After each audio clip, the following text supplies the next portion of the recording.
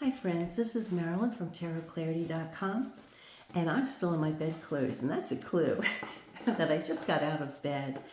And the reason I came running in here is because I had a dream that I really would like to make sense of, and I thought I'd put it to the cards.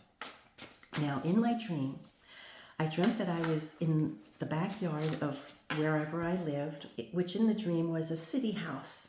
It was not the same city house of any city house I've ever lived in or had a relative who lived in, but I was in the backyard of a city house, and all of a sudden, I and all our neighbors that were joining, and when I say our neighbors, I was alone. I didn't have my husband. I didn't have anybody with me. But collectively, all the neighbors that were in the backyard, we see a flash above the homes, a fire. All of a sudden, there was this, and we felt we felt it ignite. We felt like this, boom, and so we knew it was immediate. And there was this flash fire.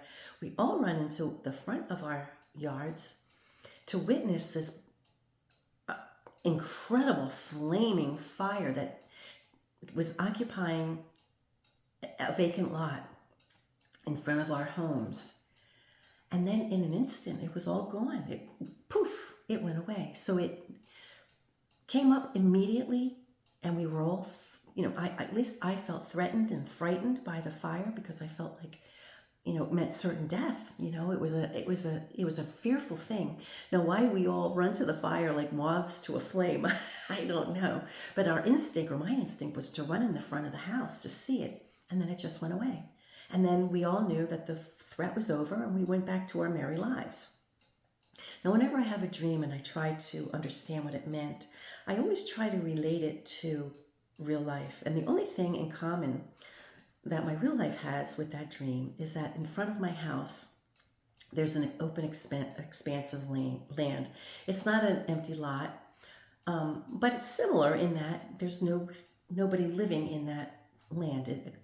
On our street, the houses are on one side, and then on the other side, it's just land owned by the township.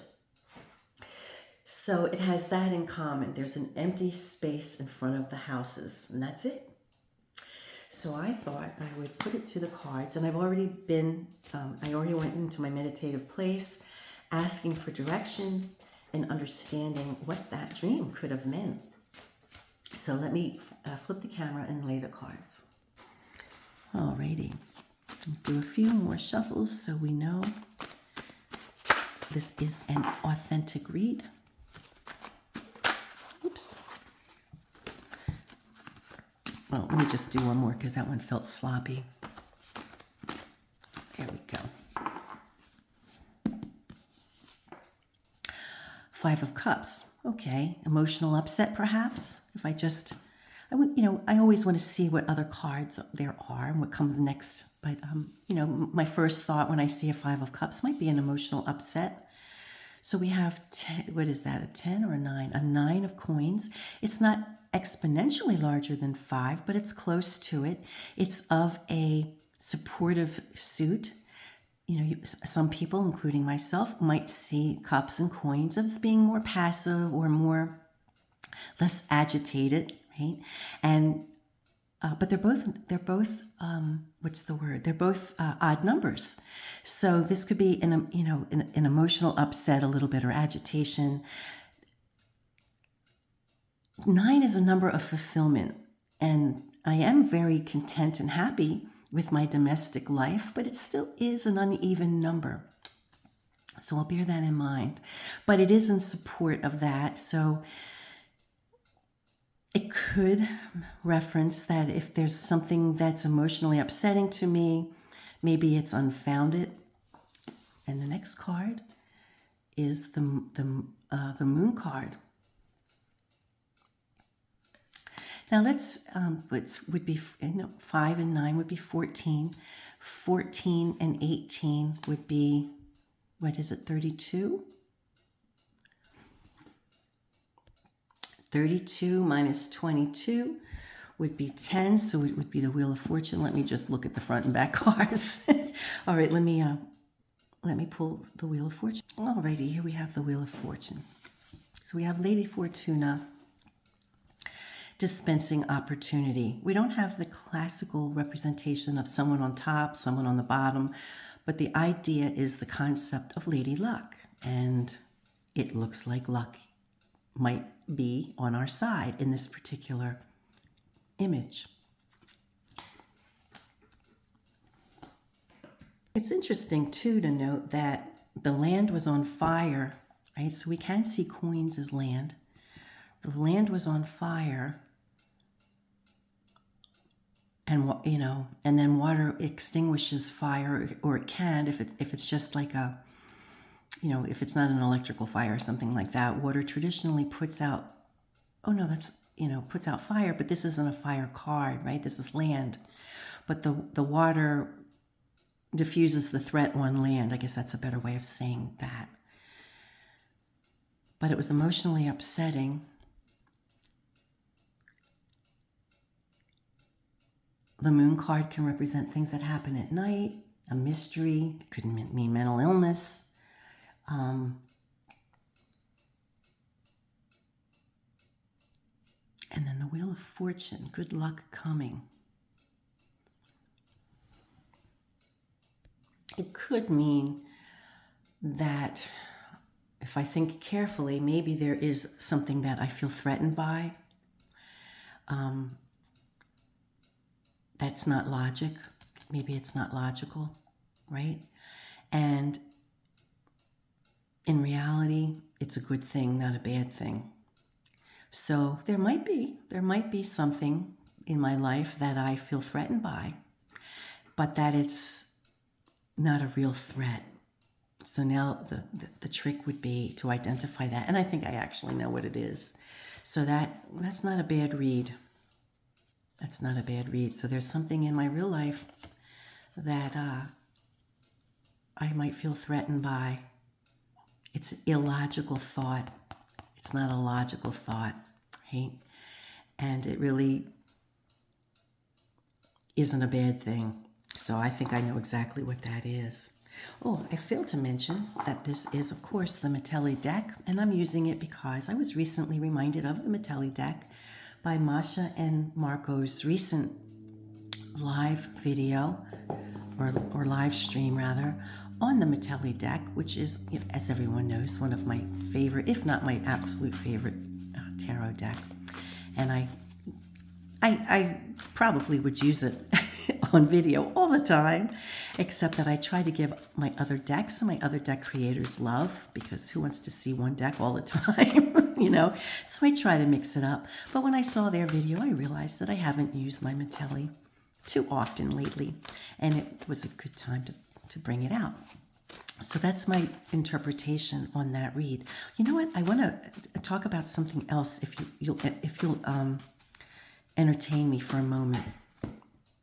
I want to thank everybody who has participated in my video challenge, #7TarotConnection.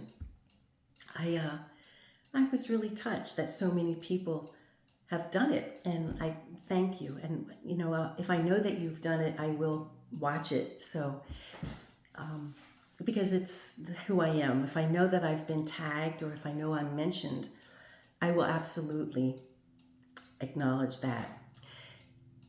I only learned how to look at the mentions.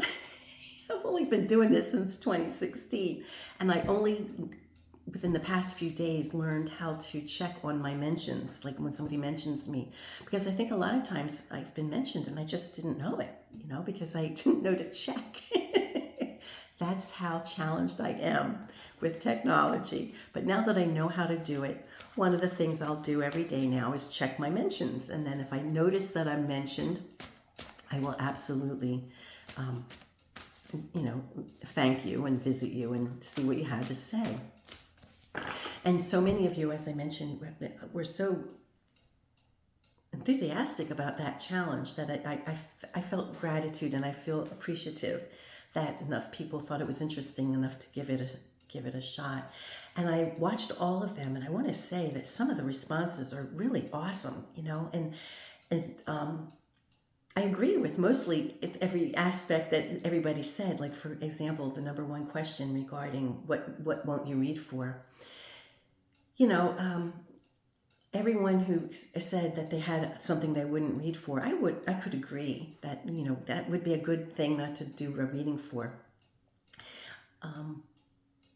I guess, you know, the reason why some I will do is because I'll always restate the question.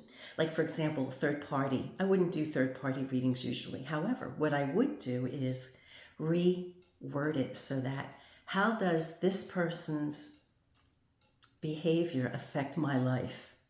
So in the sense that someone else, a third party, their behavior or their actions, the only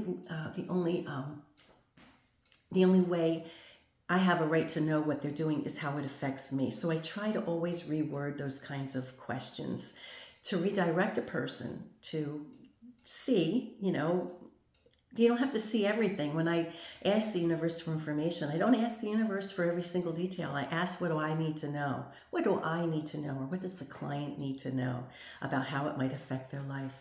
And the same would be for health. You know, it's no substitute for going, you know, to get medical attention at all, ever. I would never recommend a tarot reading over a medical or legal or financial advice. You know, that kind of thing. But there's always a way to restructure the question to some degree. The only thing that I'm really clear about is I don't want to do anything illegal. You know, I don't want to do anything illegal. And there were other questions I loved hearing. Some of, you know, like what card, you know, a lot of us identify with. And that can change in the course of your life. It's not necessarily my favorite card. I indicated that the Hermit was was the card I identified with. But that's at this stage in my life. It's not my favorite card. I do have a favorite card, but it's not the Hermit card. It's just who I identify with it at the moment, because I'm not at the end of my life. Hopefully, I have a lot of life left in me, you know. But I'm toward the, I have less ahead of me than I have behind me, right? And so I can identify with him. Plus, I'm decrepit and stuff like that. But at any rate, I'm not going to go through every one of my questions, but I was really fascinated by so many of your responses, and so many of them were so insightful. And so thank you very much for participating, and I just want to acknowledge that. And I think that's it for now. Until next time, friends, peace, stay well, be kind, and do no harm.